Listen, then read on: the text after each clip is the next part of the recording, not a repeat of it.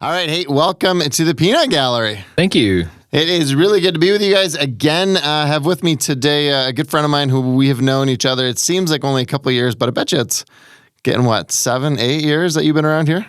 Yeah, something like that. Something like that. So Kevin is, our connection, I guess, would be you are a pastor in the same circle of churches that I'm in.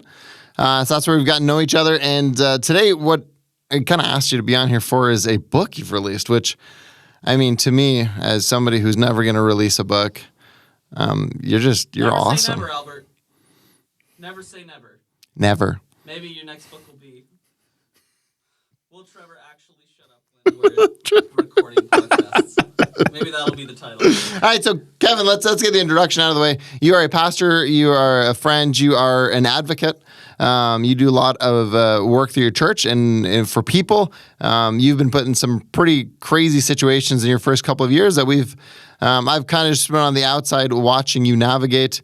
And some of that has formed a desire for this book, but there's also a whole life behind it that has really brought this book about. Your history in this, you've done a lot of work in radio. You did some, I think, television production. Did you do TV production?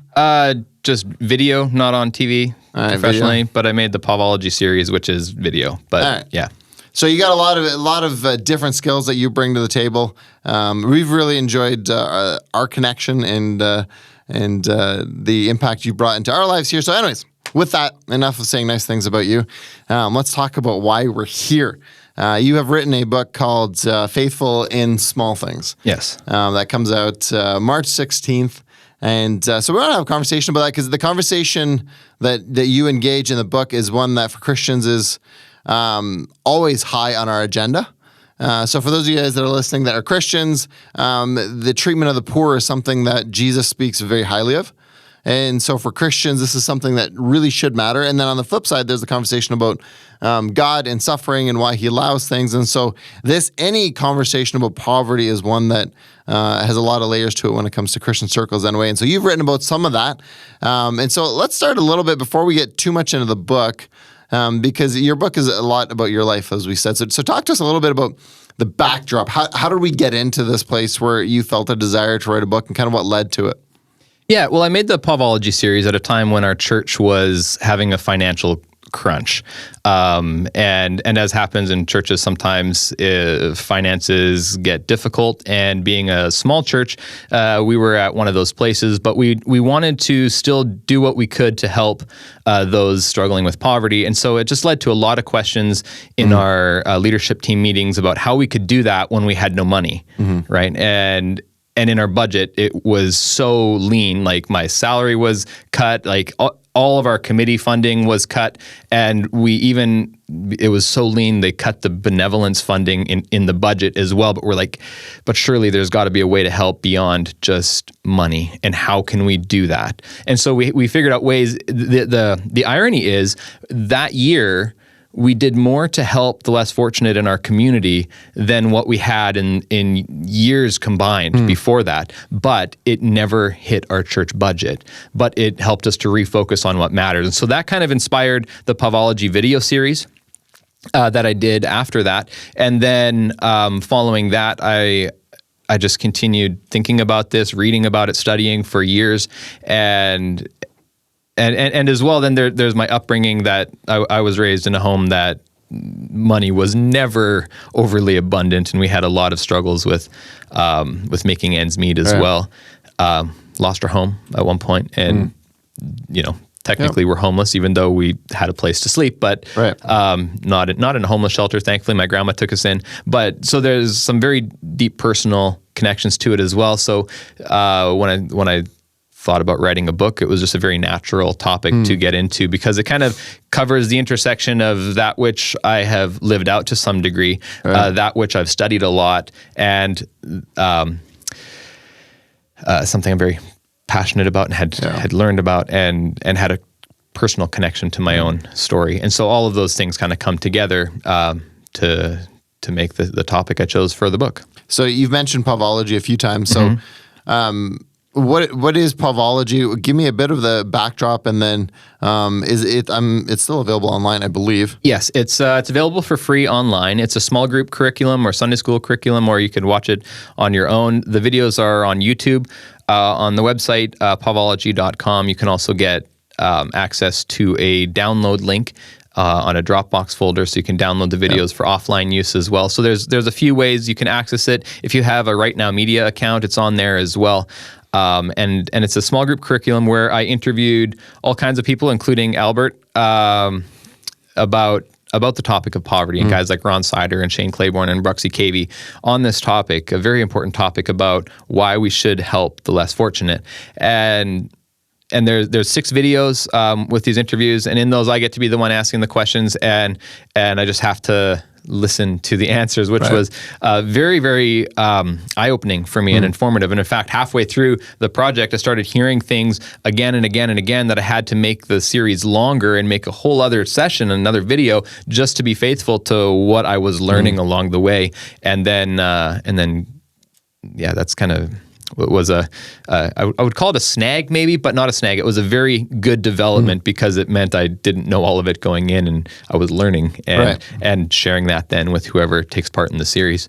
So that's what Pavology is, and kind of the word isn't a word. Pavology is not a real word, but I took the words poverty and theology and kind of smashed them together into Pavology, and I thought the bonus would be if you Google it, it's not a word, so the only thing that's going to pop up is the stuff that's connected to the series. So there you go. See, if you're a writer, you can just make up words whenever you feel like it, and away you go. It's fantastic. No, what I find interesting. So we're a couple of years. People have followed our journey here in Mount Salem with starting Family Central and starting to work in some of the poverty reduction initiatives.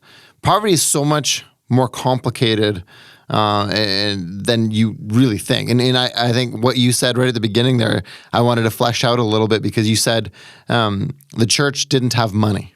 Yeah.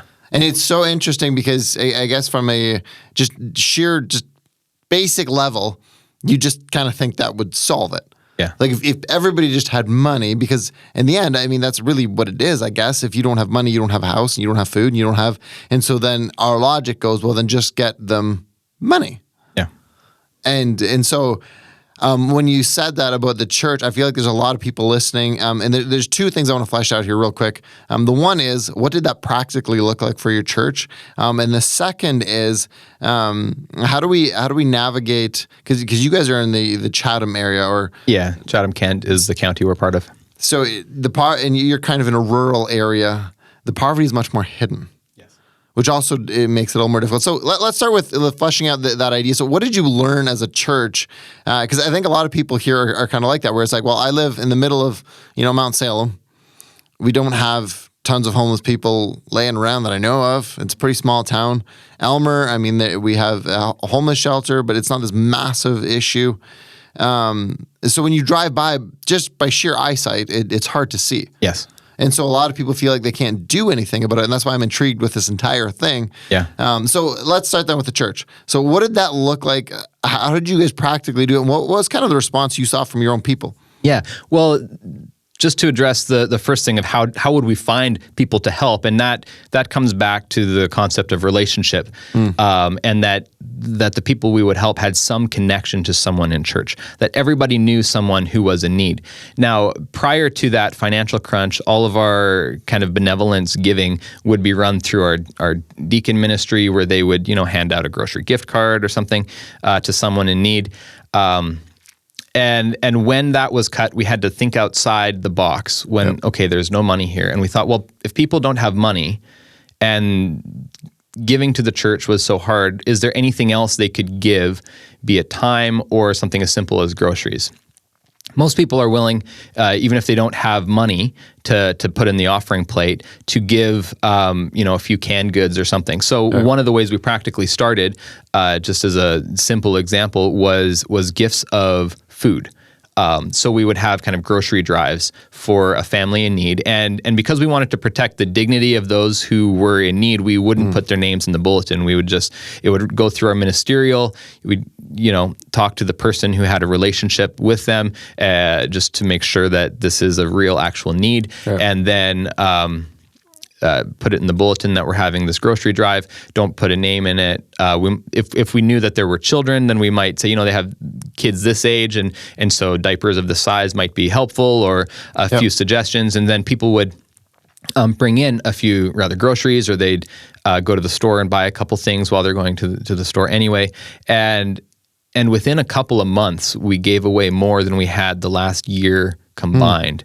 And then for the people too, it was no longer a ministry just for the deacons or the higher ups or whatever, the people with power in the church.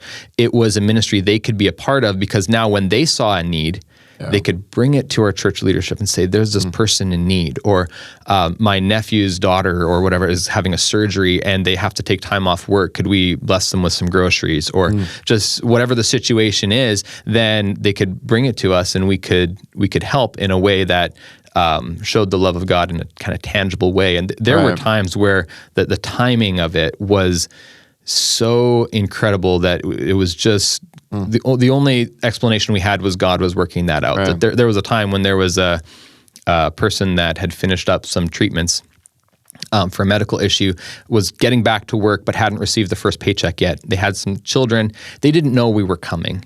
But we arrived with these groceries, and she was on the phone when we arrived.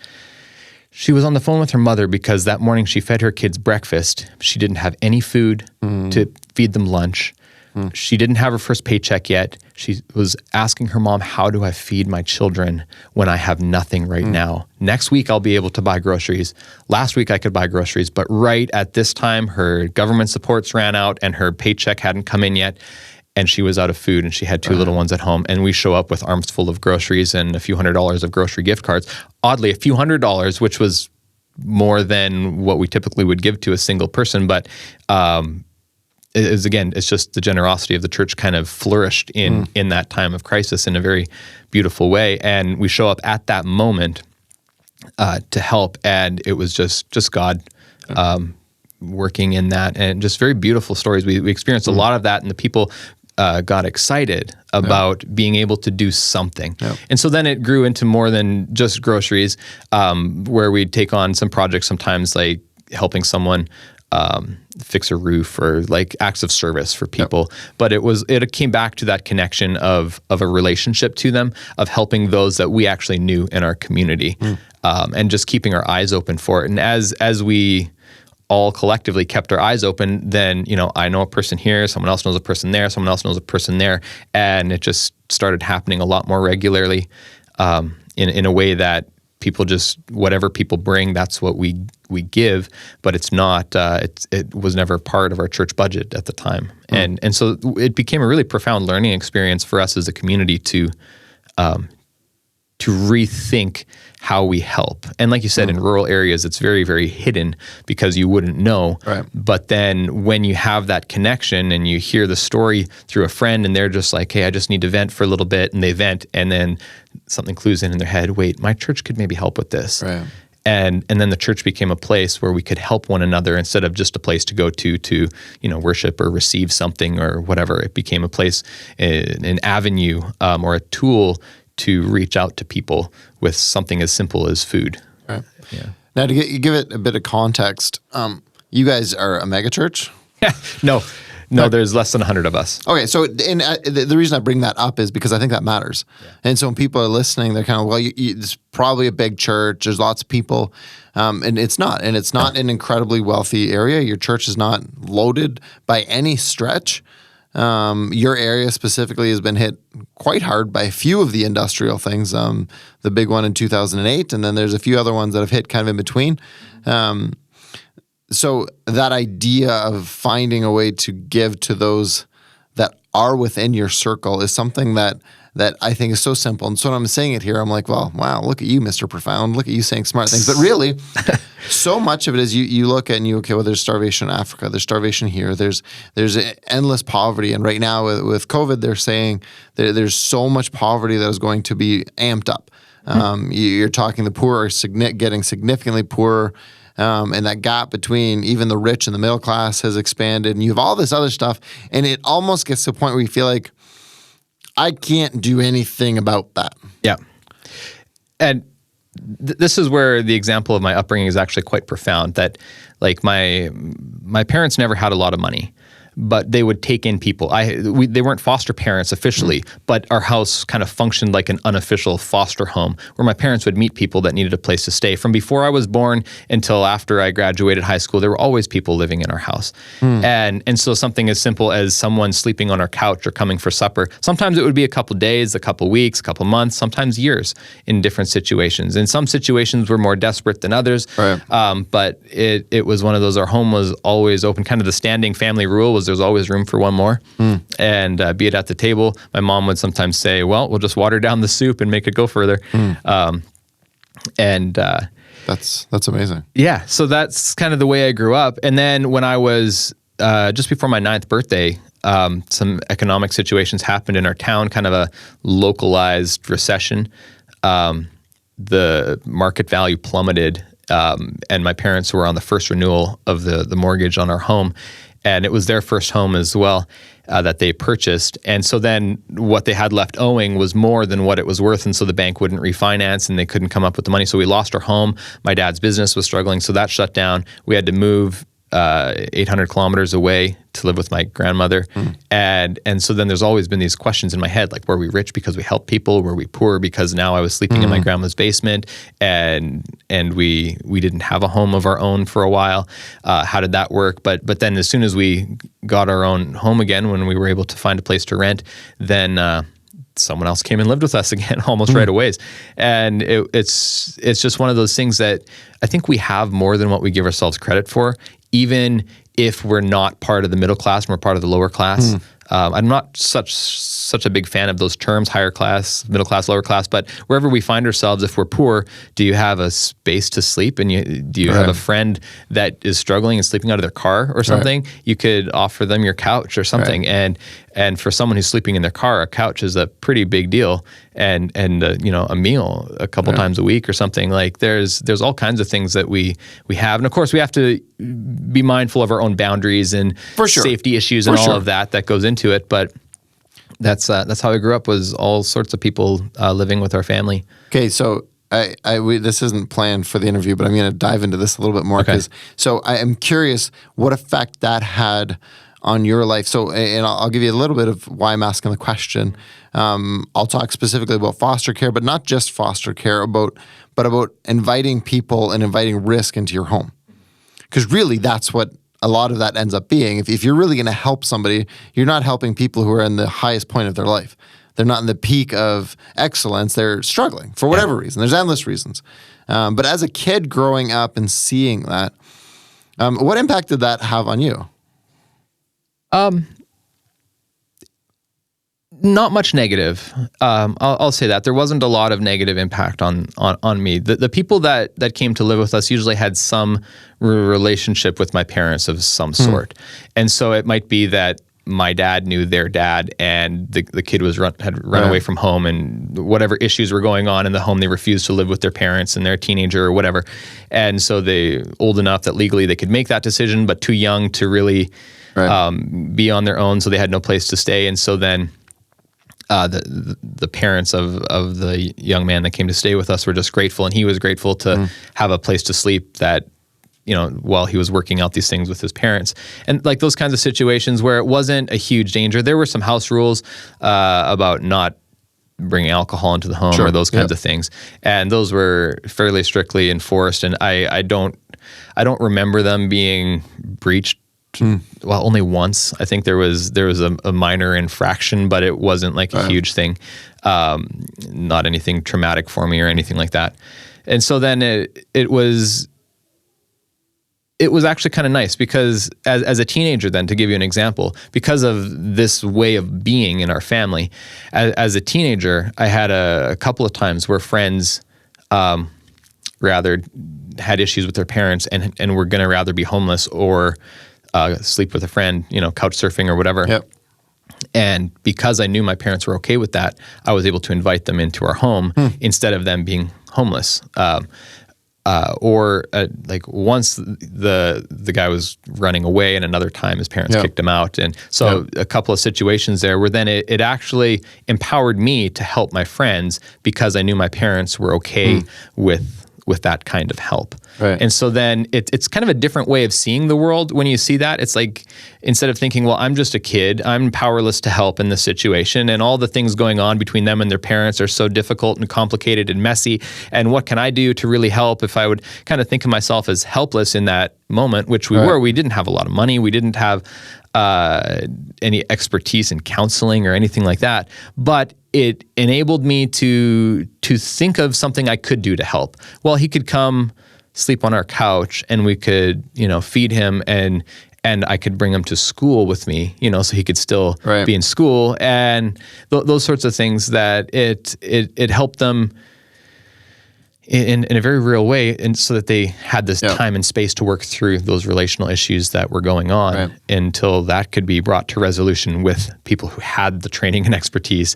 right? So they didn't just then fall off the grid in a crack in society and become homeless forever, I guess for me, where this conversation is fascinating, and it's in a couple of layers, but the one is, I know your story fairly well. We've talked at depth, and to go that, well, this wasn't a perfect home. This wasn't a perfect childhood. There was... No. But somehow in the midst of that struggle, one of the things that you picked up on still was that it's important to help those around you.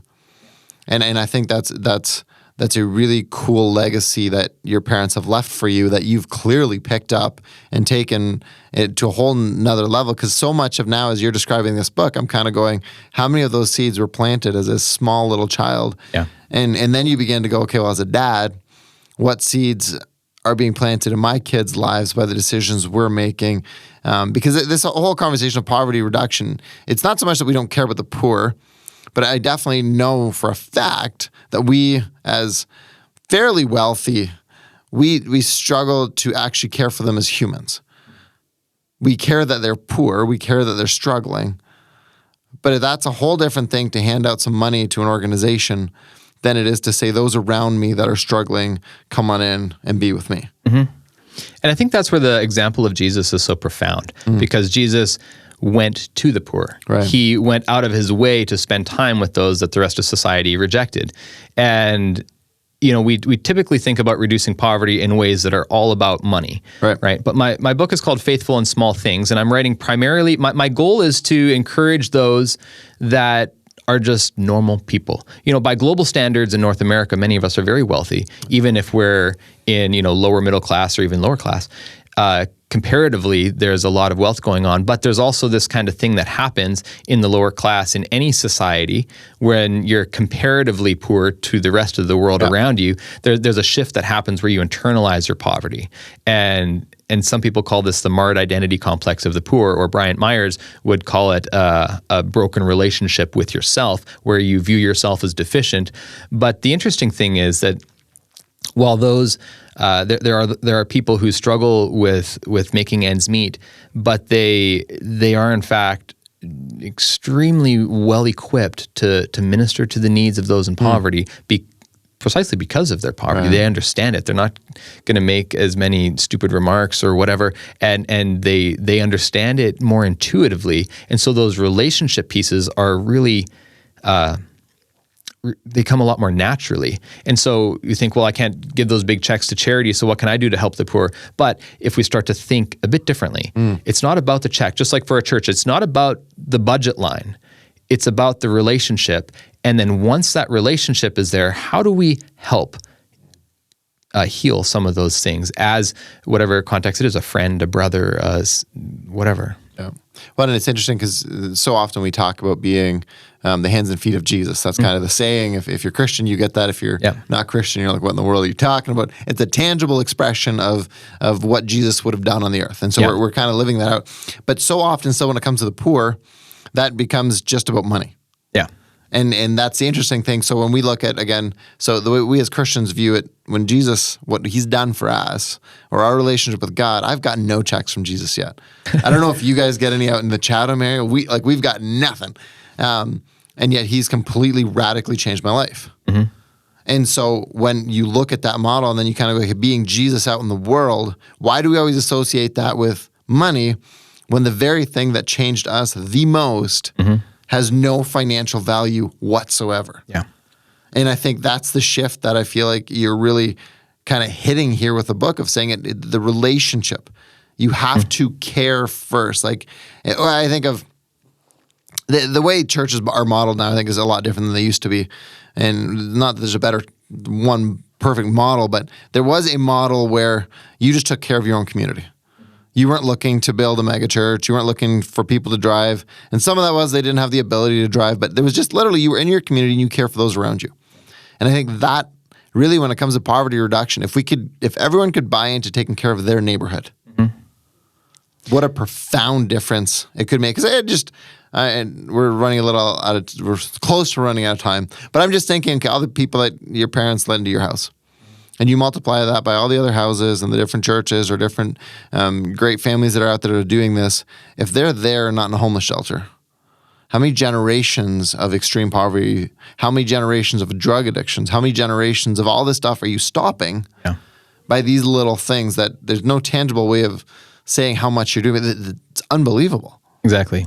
And, another one of our fellow pastors in the EMC, his name's Russell Dirksen, and he's in McGregor. But as I talk to him about some of these things, his perspective is that our involvement with a lot of things should go, in Canada we have our local municipal, and then we have our provincial government, and then we have our federal, that there's these various levels of issues, right? And so a lot of times we look at the federal issues or the big picture issues of society, and we get outraged and we get upset, and we see these problems and we want to fix it, and we think that it's going to be fixed by fixing it up top in the halls of power, and then it'll come down to our level, right?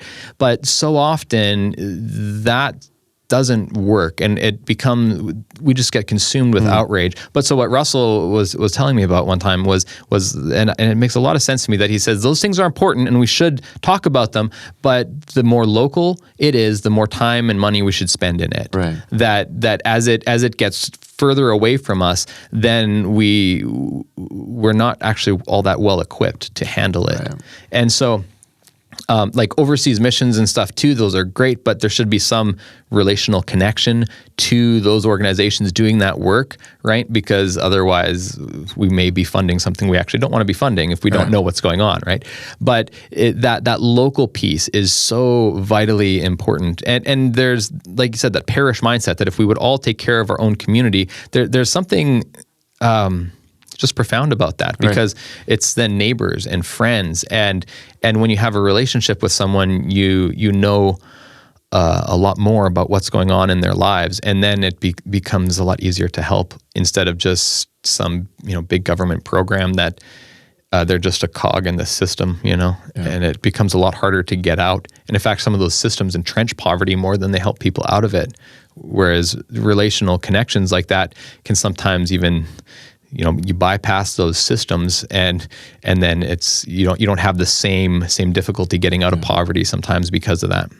Yeah, no, absolutely. Okay, so we are going to break this into two parts, because there's no way we're going to get everything in here, but we want to continue to flesh that out, because there's a reason I think we focus more on the federal, and I think that it's just a lot easier. And it's easier to yell about big picture things. What you're asking us to do, to actually care and jump into the lives of these people, is incredibly hard. If you've ever, and most of us, anybody listening, I mean, you've had a friend who's gone through a divorce, you've had a friend who's gone, it is not easy. It is time consuming. It is energy consuming. And so to yell about Justin Trudeau is just much simpler. Yeah. Necessary still, but it's simpler than to actually care about your neighborhood. And so I think that's, I love what we're saying. So we are going to end for today. I think we've given some good thoughts. And then we are going to come back next week and we will finish this off. Faithful in the Small Things. I believe it will release today when this thing launches. Make sure you check it out, and we will see you again next week.